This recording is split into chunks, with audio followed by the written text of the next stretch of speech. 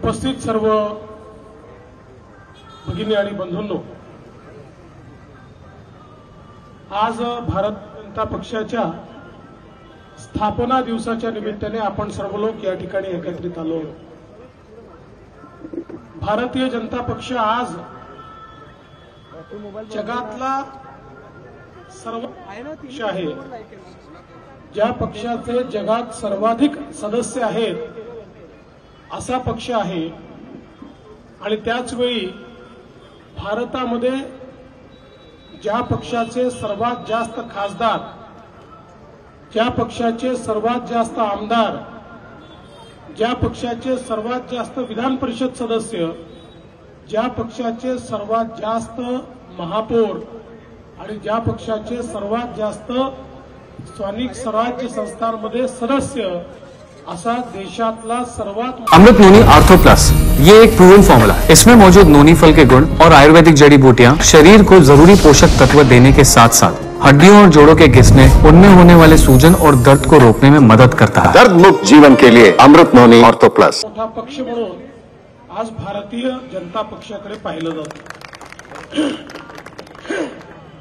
माननीय मोदीजींच्या नेतृत्वात ज्या प्रकारे भारतीय जनता पक्षाने आज केवळ भारतातच नाही तर आपल्या पंतप्रधानांच्या माध्यमातून संपूर्ण जगामध्ये भारताची एक प्रतिमा तयार केली आहे।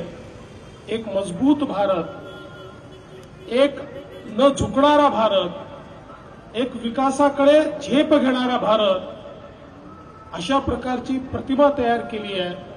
मला असं वाटतं की एक कार्यकर्ता म्हणून आपल्या सगळ्यांना त्याचा अभिमान आहे। भारतीय जनता पक्षाने जी वाटचाल सुरू केली, पहिल्यांदा जनसंघाच्या रूपाने आणि आता भारतीय जनता पक्षाच्या रूपाने, देशाच्या इतिहासामध्ये एकच असा पक्ष आहे, राष्ट्रीय पक्ष, की ज्या पक्षामध्ये कधीच उभी फूट पडली नाही। आपण देशातला कुठलाही पक्ष जर ठिकाणी उचलला तरी त्या प्रत्येक पक्षामध्ये कधी ना कधी उभी फूट पडली। काँग्रेसच्या तर इतक्या काँग्रेस झाल्या की ज्या मोजता येणार नाहीत। कम्युनिस्ट पक्षामध्ये फूट पडली, समाजवादी पक्षाची तर एवढी शक्ल झाली की आज मोजायला बसलो तर मला असं वाटतं की वेळ कमी पडेल। पण भारतीय जनता पार्टी एकमेव अशी पार्टी आहे की बनल्यापासून तर आजपर्यंत या पक्षामध्ये कधीच फूट पडली नाही। हा पक्ष एकसंघ राहिला।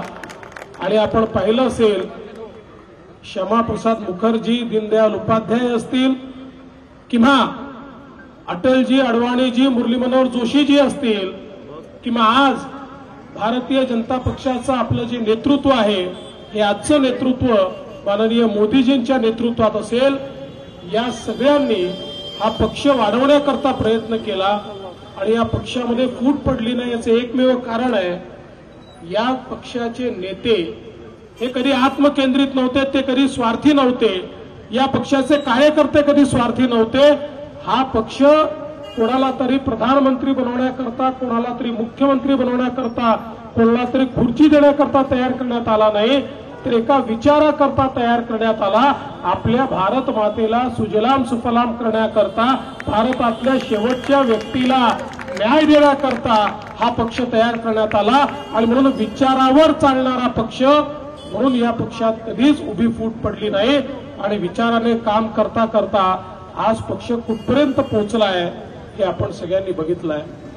खरं म्हणजे 1977 साली ज्यावेळी सर्व विरोधी पक्षांनी निर्णय केला की आपलं अस्तित्व एकत्रित केलं पाहिजे आणि आपण एक पक्ष म्हणून इंदिराजींनी जी आणीबाणी आणली होती, या आणीबाणीचा मुकाबला केला पाहिजे।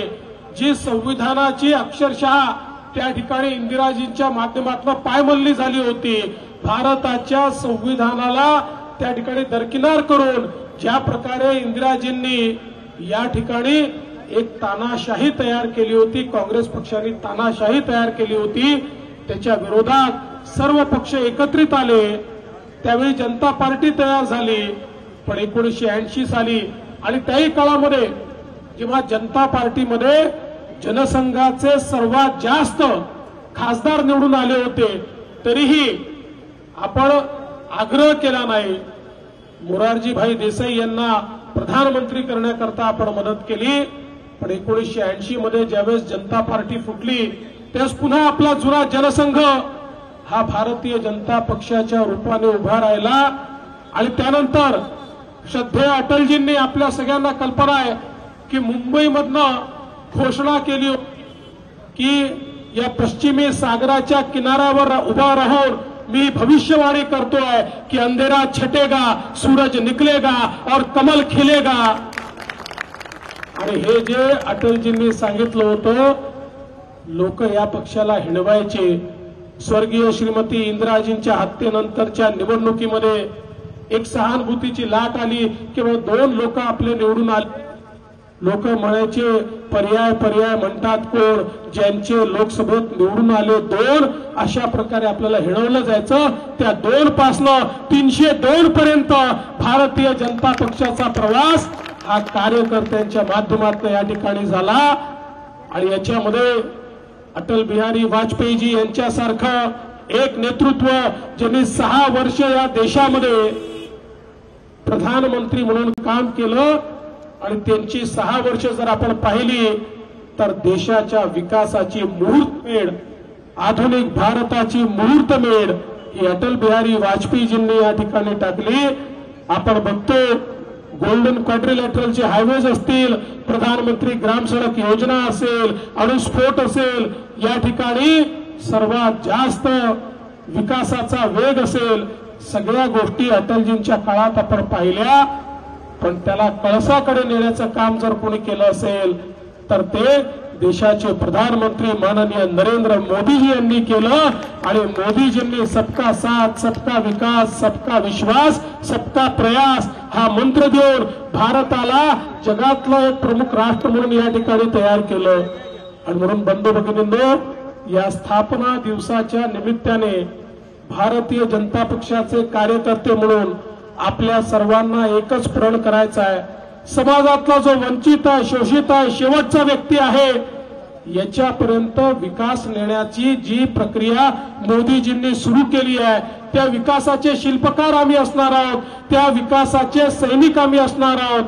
ही जी विकासाची आणि विकसित भारताची यात्रा सुरू झाली आहे, या विकसित भारताच्या यात्रेमध्ये भारतीय जनता पक्ष हा सैनिकाच्या रूपानं त्या ठिकाणी काम करणार आहे. आपण सगळे नशीबवान आहोत की आपल्याला मोदीजींकरता काम करायला मिळत आहे, विकसित भारताकरता, भारतीय जनता पक्षाकरता काम करायला मिळत आहे. आणि म्हणून निश्चितपणे या निवडणुकीमध्ये आपण जे काम करतोय ते भाजपा करता नाही, ते भारताकरता करतोय. कारण भारताचं भवितव्य हे मोदीजी आहेत, भारताचं भवितव्य हे भारतीय जनता पार्टी आहे.